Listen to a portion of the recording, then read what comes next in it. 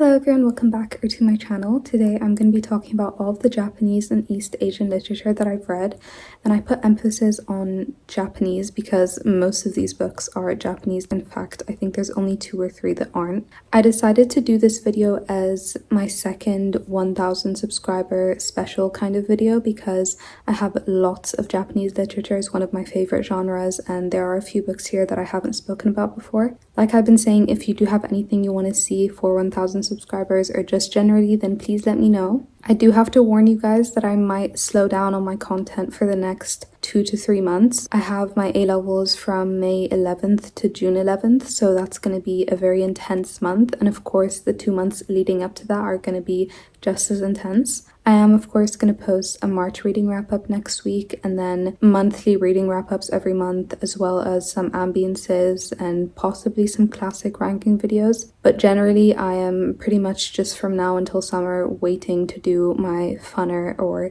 more interesting videos. Before I start, I want to say please make sure to like and subscribe. Of course, I'm so happy and grateful that I hit 1000 subscribers, and I'm also just as excited to reach out to more people and recommend more books, and like I said, do more interesting videos in the summer, like more intensive reading or writing vlogs, video essays, etc, etc. Before I start, there are 2 honorary mentions that I don't actually have with me because I hated them so much that they're not even in my room.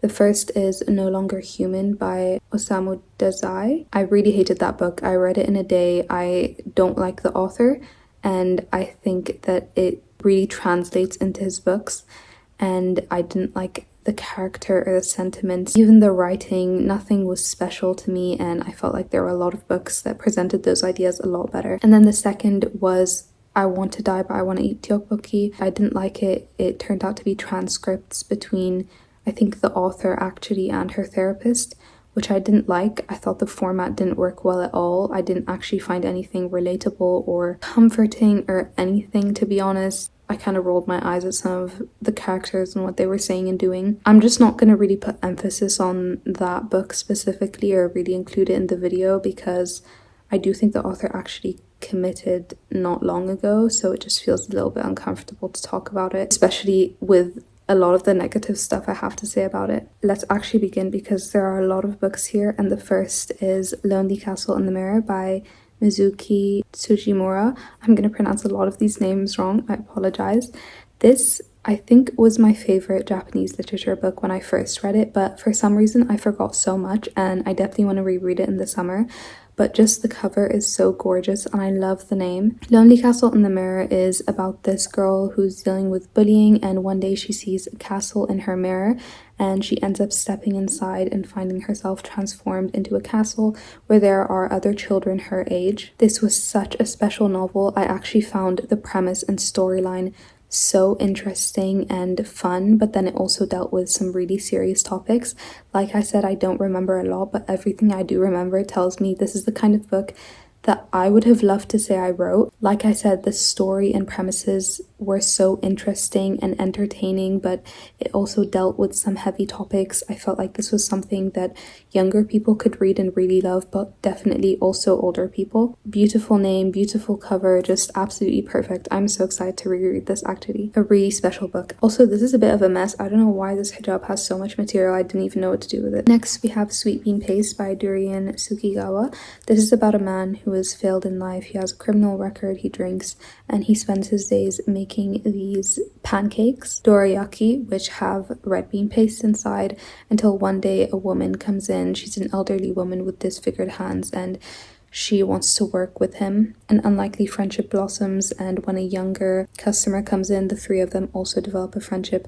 This was really sweet. It wasn't the most memorable or exceptional novel that I've read, but it was perfectly simplistic in the way that Japanese slice of life novels are. I love the cover as well. Again, I think this would be such a sweet book as a gift. It deals with, of course, some serious and saddening topics, but it just feels so light and easy, and like I said, just perfectly slice of life. The next book we have is The Miracles of the Namiya General Store by Kigo Higashino. I've mentioned this a few times, mostly when I'm talking about underrated novels, because I barely hear anyone talking about this, but it is about a group of diligence of robbers who go into hiding in an abandoned general store, but then some letters start coming in and they begin to realize that they're letters of people from the past or future asking for advice. The premise was very interesting to me. There is, of course, some irony and comedy in the fact that criminals are giving people life advice, but it is so sentimental and sweet. Some of the stories were very intense as well, but I liked how everything tied together eventually. This is also a book I need to reread because I read it so long ago and I remember really loving it and being shocked at how underrated it was. Next, I of course need to mention the iconic Before the Coffee Gets Cold series. I have the first 4 books, and I think there's a 5th one out now. I don't know if I'm gonna get it because, to be honest, I've started to get sick of it, but the last book my sister got me a signed copy, which is so exciting. This is a prized possession. The signature is so gorgeous as well. So if you don't know, Before the Coffee Gets Cold is about this cafe that allows you to go back in time, but you need to return before the coffee goes cold. Basically, each book has 4 short stories of customers who come in, but then there is kind of a bigger story that continues throughout all of the novels. It was really sweet. I remember crying a couple times. Not the most exceptional novels that I've read, but I think, again, each one would be super nice as a gift, or if you just want something easy to ease you back into reading as well. The covers are so cute and pretty, and there's some good symbolism in here. I actually really liked the way that they spoke about the unnecessary rules to going back in time or going forward in time. I think it was very allegorical for life in general, and I really appreciated that. Now, the next 2 books I'm going to talk about are essentially copycats, in my opinion, of Before the Coffee Gets Cold. The first is The Kamigawa Food Detectives, which is about a father and daughter who have this food shop or food place. Restaurant, what's wrong with me? They have a restaurant and they allow customers to come and describe a food from their past. They then go on a bit of a journey to find that exact meal and recreate it for them. I thought this was really sweet. The food was very yummy and unique in here. I obviously enjoyed Before the Coffee Gets Cold more though, and then we kind of go to an even lower level with The Calico Cat at the Chibineko Kitchen. This is about a cafe restaurant that makes meals for people, which allows them to go back in time, but they need to come back before the food cools down. So it's definitely a more obvious copy of Before the Coffee Gets Cold, and I thought the writing was the worst of those 3. Still, the stories were sweet. I didn't find myself as connected to all of them though, and this was so expensive. I don't think it's worth it, and I think the others, even the Kamigawa Food Detectives, would be better than this. Next, I have Beast in the Shadows by Edgar Allan Poe, which I've spoken about already innumerable times. This is actually, I think, the only classic here. I definitely need to lock in with East Asian classics. Beast in the Shadows is about a crime novelist who turns detective to protect the woman he loves, who says she's being stalked by her ex-lover. I found the story very interesting. I kept wanting to know what was going to actually happen in the story. The writing I felt was very nice as well. There was nothing super spectacular about the writing, but the symbolism and the story definitely makes up for it. I loved how psychological it became and how every time I would guess a plot twist, the narrator would then guess that that was a plot twist, and then there would just be more and more until it becomes very confusing and you don't even know if the reader is meant to be the beast in the shadows or the characters are meant to be the beast in the shadows or the narrator. Really creepy novel, and like I said, some of the symbolism here is amazing. I'm really excited to properly analyze this and do a video essay on it sometime. Incredible novel, my favorite of 2025. Next, we have The Book of Tokyo, which is a collection of short stories by a variety of different authors. This was an enormous disappointment. The first story, Model M Frankenstein, I think it's called, Model T Frankenstein by Hideo Furukawa. I love that short story. It's honestly one of my favorite short stories of all time. I don't know why. I really enjoyed it, and I definitely think it's worth searching up and finding somewhere online. I read the translation by Samuel Melissa. It felt like, I don't want to say a poem, but it was so special and so unique. And then the rest of the stories here are just absolutely terrible. Some of them were just really odd. I don't know why anyone would write some of these stories. I know I'm saying a whole bunch of nothing right now, but there was maybe 2 short stories in here that I thought were okay if they were developed a bit more. The reason I'm being a bit ambiguous is because I'm almost uncomfortable. There is this one story about this woman who's a bit of a weirdo, and she gets in a taxi and she's sharing a taxi with this guy, and they just have the weirdest conversation.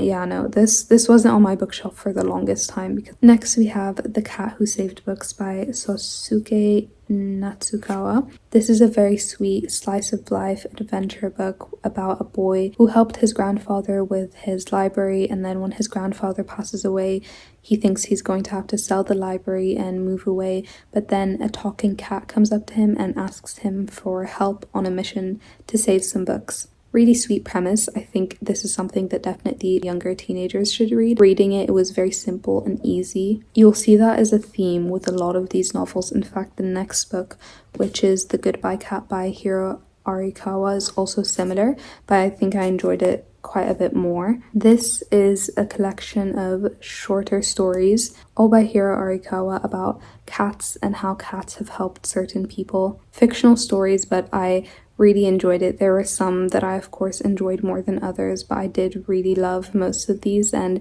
there were some really special stories in here. We finally have a non-Japanese book, and it is Tiny Moons by Namiya. Again, I've spoken about this a few times because I read it in January or February. This is actually a non-fiction about Namiya's year studying in Shanghai. So the author is actually Chinese Malaysian, but she didn't always know much about her Chinese heritage other than through food. And so when she goes to study there for a year, she is describing this disconnect with her culture, but the fact that she really connects with it when it comes to food. So she kind of tells the year through the seasons and her favorite foods that she had throughout the seasons. I thought it was so sweet, and definitely a book that I would want to read before I have children, because the way she talks about her memories in childhood is so nostalgic, even though I wasn't there. Super short as well, and the food was very yummy, of course. Next, I have another cat Japanese novel, If Cats Disappeared from the World by Genki Kawamura. This is, I would describe it as a bit of a philosophical book.